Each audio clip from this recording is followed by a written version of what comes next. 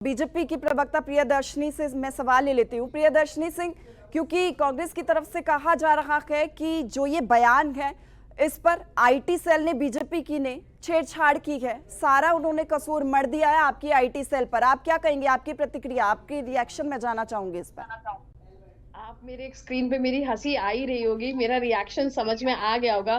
तो मतलब ये कहना क्या चाहते हैं कि गोगी जी के पास, शमशेर जी के पास, नीरज जी के पास हमारी आईटी टीम गई बंदूक लेके और बोला कि नहीं तुम ये बोलो कि जिसको कहते हैं हम अपने रिश्तेदारों को देंगे, या हमने हमारा जिसको कहते हैं यहाँ पे फरीदाबाद में हमें 2000 नौकरियों का बोला रखा है, ठेका दे रखा है, ये बोलो तुम बोलो।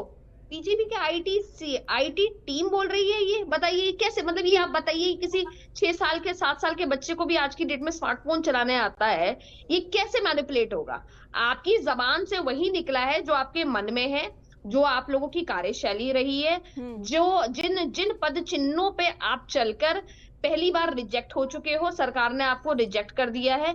मैं हमेशा से ये बोल रही हूँ कि कांग्रेस ने बापू बेटे को पुरानी पुरानी कहते हैं ना, पुराना माल नई पैकेजिंग में करने की कोशिश कर रहे हैं, लेकिन ये चलने वाला नहीं है। ये वही धर्रे से चल रहे हैं। अब बताइए, अभी तो इन लोगों का सरकार में दूर दूर तक कोई इनका स्थान है ही नहीं, उसके बाद ही बंटवारा शुरू हो गया। ये क्या जनता को देंगे? प्रियदर्शनी, कांग्रेस कह रही है कि जो मेरा बयान है, यानी कि देखिए नीरज शर्मा की तरफ से ये स्पष्टीकरण आया है, जो मेरा बयान है उसको गलत तरीके से प्रेजेंट किया है बीजेपी की आईटी सेल ने। आप बताइए कैसे कैसे गलत हो गया, मुझे जरा बताइए कैसे? आईटी टीम, मैंने तो वही बोला ना कि क्या आईटी टीम बंदूक लेके इनके पास गई और बोला ये बोलो, ऐसा बोला है क्या?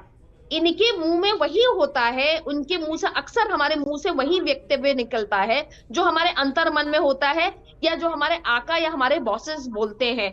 भारतीय जनता पार्टी के तो किसी नेता के मुंह से आज तक ये बातें नहीं निकली हैं। आज तक कोई कोटा मुझे तो नहीं समझ में आएगा। मैं आपको एक बड़ी मजेदार बात बताती हूँ। सिरसा में हमारा एक भी एमएलए नहीं था, पलवल में हमारा एक भी एमएलए नहीं है, नूह में हमारा एक भी एमएलए नहीं है। लेकिन मैं आपको तब भी बताऊं, इसके बाद भी हमने अपनी सरकार में 11,000 करोड़ का फंडिंग डेवलपमेंट के लिए इन तीनों जिलों में दिया है। इसका मतलब कि जो मोदी जी का नारा है, जो भारतीय जनता पार्टी का नारा है, सबका साथ सबका विकास, हम सबका साथ सबका विकास करना चाहते हैं। आपने हमें वोट दिया तो भी हम विकास करेंगे, आपने हमें वोट नहीं दिया, लेकिन भी हम रिएक्शन ले लेते हैं इस पर जल्दी से। रतन शर्मा, प्रवक्ता जेजेपी भी हमारे साथ जुड़ चुके हैं। रतन शर्मा जी, देखिए, क्योंकि नैना चौटाला का भी एक बयान अनूप धानक को लेकर सामने आया था, काला नाग उनकी तरफ से कहा गया था। अब कांग्रेस के उम्मीदवारों के भी इस तरीके से बयान सामने आ रखे हैं। आपको नहीं लगता कि ये बयान जो आ रहे हैं सामने, ये सही है या गलत है? पहले मैं आपका रिएक्शन कांग्रेस के उम्मीदवार को लेकर जाना चाहूंगी, फिर मैं नैना चौटाला को लेकर भी जो बयान आपकी पार्टी की तरफ से दिया गया है, कितना नफा नुकसान इस पर। नमस्कार मैडम, आपको और आपके दर्शकों को सबको नमस्कार। मैडम, मैं कहना चाहता हूँ ये कोई कांग्रेस की नई बात नहीं है जो मुंह से निकल गई, इनके सच्चाई है। 2004 से 14 के दौरान इन्होंने यही किया था, जमीनों की लूट करी थी, किसानों की जमीनें बेची थी और नौकरियां जो है जाति के आधार पर और क्षेत्र के आधार पर अपने अपने लोगों को बांट दी थी। ये सच्चाई है और ये 10 साल से भूखे बैठे हैं। और अब ये वो वही बात हो गई जैसे गाँव बचा नहीं है और जो है लुटेरे पहले ही घूम गए जो है लूटने के लिए। तो अभी सरकार बनी नहीं है और इनके अंदर से ये प्रफुल्लित हो रखे हैं, इतना खा जाएंगे हम, बड़े खुशी जो है ना इनके अंदर से निकल निकल के बाहर आ रही है। और लेकिन हरियाणा की जनता देख रही है, चिंता करने की बात नहीं है। हरियाणा की जनता इनको जो है कुर्सी पर नहीं बैठाएगी, उसको पता है। 2004 से 14 के यही कारनामे तो थे, तो कोई ज्यादा पुरानी बात थोड़ी हुई है।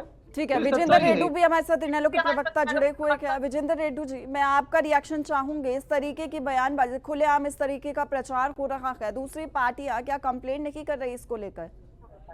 देखिए, बहुत ही शर्मनाक बातें हैं। हरियाणा प्रदेश को बड़ा शर्मिंदा किया जा रहा है। वैसे तो कांग्रेस की नेचर का पहले से सभी को पता है, जिस प्रकार से पहले अपने 10 साल के शासन काल में भ्रष्टाचार मचाने का काम किया था, न केवल खर्ची पर्ची का बल्कि लैंड स्कैम भी बहुत बड़े बड़े करने का काम किया था। और आज ये बौखलाहट में इस तरह की बातें कर रहे कि हे भगवान, हमें किसी तरह से जितवा दो और हम जीतने के बाद तुम्हारे सबके घर भरने का काम करेंगे, 50 वोट के ऊपर एक नौकरी देने का काम करेंगे। तो हरियाणा प्रदेश की जनता किस हिसाब से इनको जिताए कि बनने से पहले इतनी बड़ी बड़ी भ्रष्टाचार की बातें ये करने लग गए हैं। इतने बड़े बड़े घमंड की बातें कांग्रेस ने करनी शुरू कर दी हैं। कोई कहता है शैलजा के बारे में जाति सूचक शब्दों का प्रयोग करके उसको अपमानित करने का काम करता है। कोई कहता है टिक्की बिंदी लिपस्टिक लगाने से नेता नहीं बनते, इनसे यदि नेता बने तो मैं भी दाढ़ी कटवा करके लिपस्टिक लगाने का काम करूंगा। कोई कहता है हम अपना घर भरेंगे, कोई कह रहा है हम जो ना वोट के बदले नौकरी देने का काम करेंगे। और सबसे शर्मनाक बात तब हुई मैडम जी, जब पार्टी के सुप्रीमो माननीय चौधरी भूपेंद्र सिंह जी हुड्डा का जो आपने बयान सुनाया, मैंने बड़े ध्यान से सुना। वो कहते हैं ये उनकी व्यक्तिगत राय है। आपके होने वाले विधायक, आपके वर्कर, आपके नेता ऐसे भ्रष्टाचार भरी बातें पब्लिक के सामने कह रहे हैं, आपको सख्त एक्शन लेना चाहिए। यदि आप सच्चे ईमानदार हो, यदि आप पक्के ईमानदार हो भूपेंद्र सिंह हुड्डा जी, आप इनके खिलाफ एक्शन लो, इनकी टिकट छीनो वापस, इनको बहाल करो। क्या एमएलए बना करके इनसे भ्रष्टाचार करवाने का सर्टिफिकेट अभी देने का काम कर रहे हो आप?